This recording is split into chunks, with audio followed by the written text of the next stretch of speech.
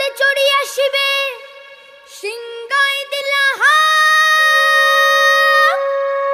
আর সিংহাসনী মর্তেতে বাজিয়া উঠল ঢাক।